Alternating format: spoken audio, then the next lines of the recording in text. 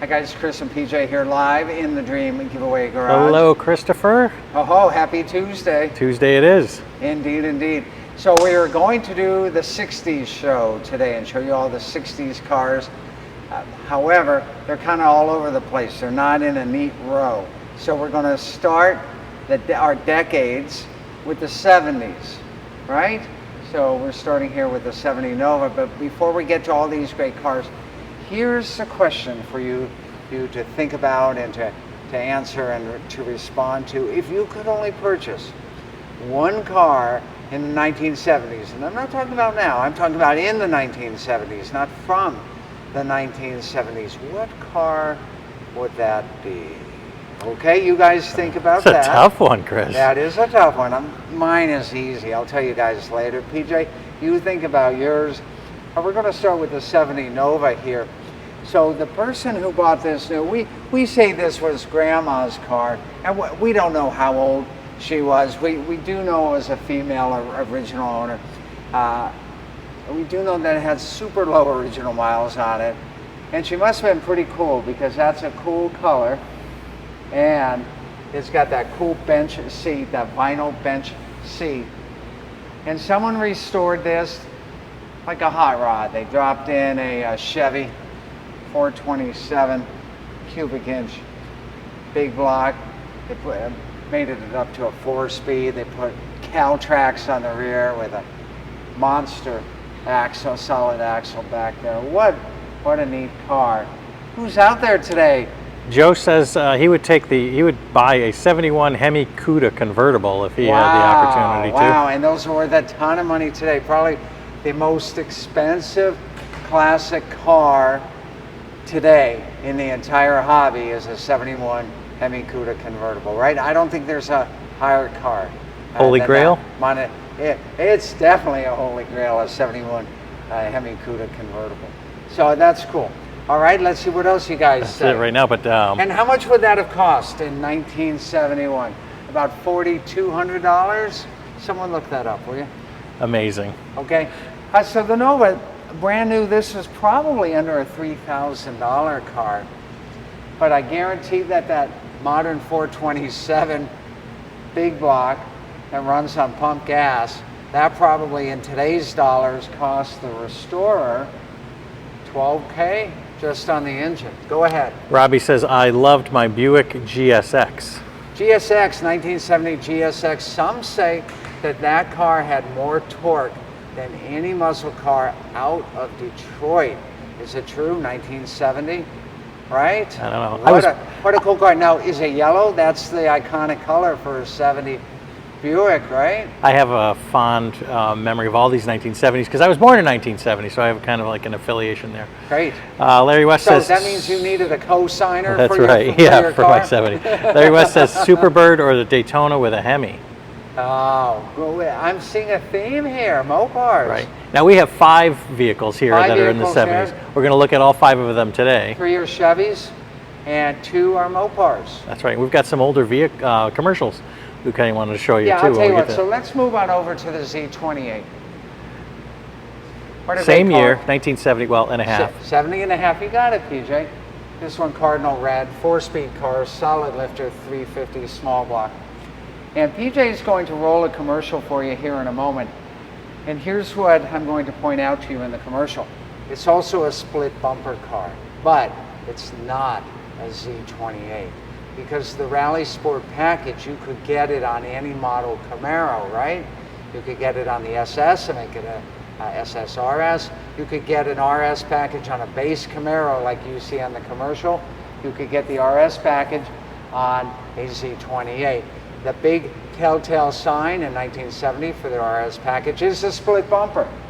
In 1967 to 1969, the Rally Sport was identified by the hideaway headlights, right? So PJ, I'd like you to show our first commercial for our friends out there to watch and to have fun. You'll enjoy seeing this Camaro. Check it out. New Camaro, Super Hugger. If it were just an ordinary Sportster, Chevy might have introduced it at the ordinary time, but it isn't, so we didn't. I drive my Camaro from the mountains to the sea. Won't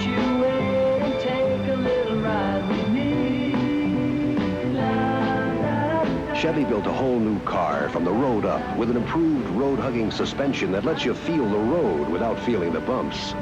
My Camaro. With all this go, you get plenty of stop. Front disc brakes are standard. Isn't this a little too much? I said you could use my Camaro, but not all the time, Dad.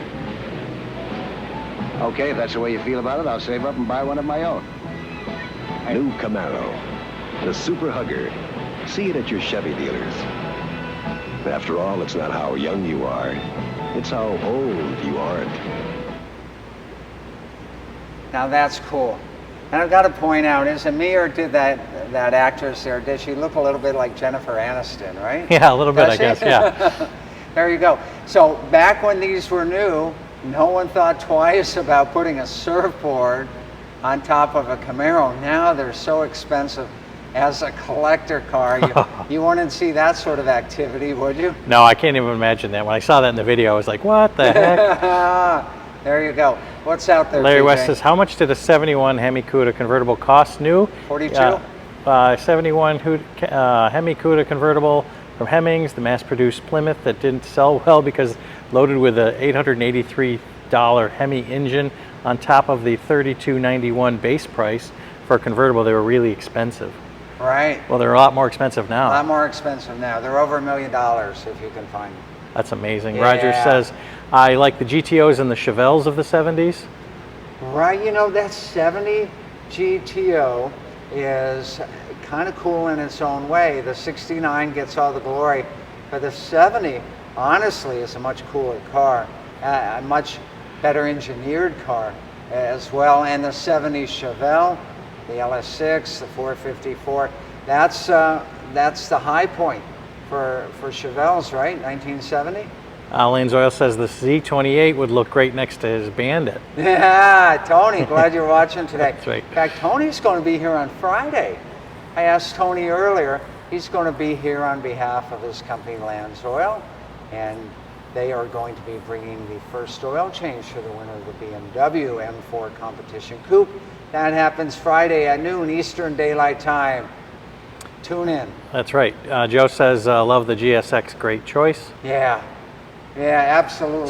So we've got five, like I said, we've got five vehicles from the 70s. We've done two of them. We've done three two more to of go. them. We got three more to go. We're just going to go in the line.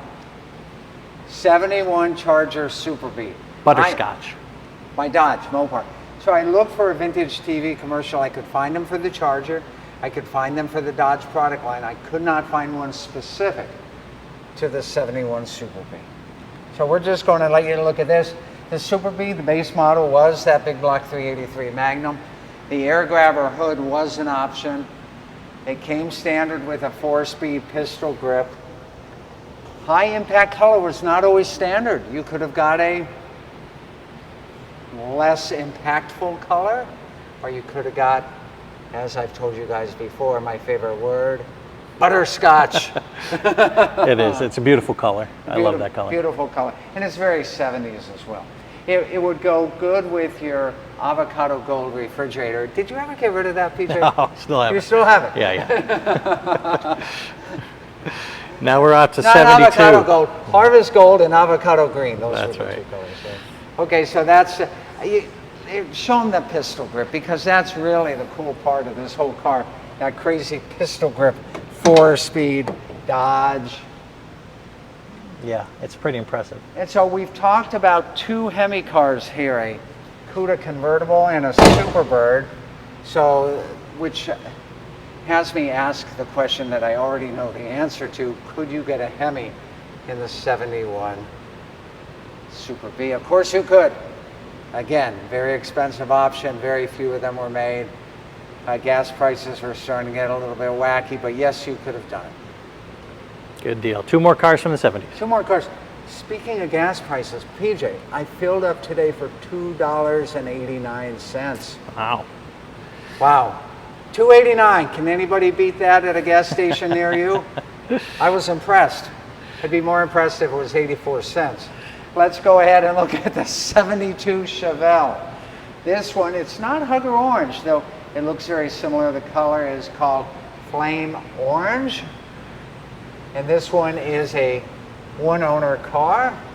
that I know of. 1972. 1972, big block, 4-speed by 72. Oh, unleaded fuel, motors, the compression had gone down, but still, 70 to 72 Chevelles all share that same body style. And if you can't get into a 70 Chevelle, a 72 is pretty darn cool. So cool, in fact, that I'm going to bring up the name Casey Kasem from American Top 40. And why am I going to do that, PJ? I think we've got a great video here to watch. We've got a great video, and listen, that's Casey Kasem telling you about the new 72 Chevelle.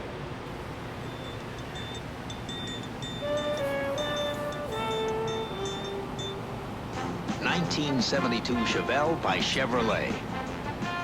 You'll find some changes, like refined pollution controls for cleaner air, but it still has everything that made it America's most popular mid-sized car.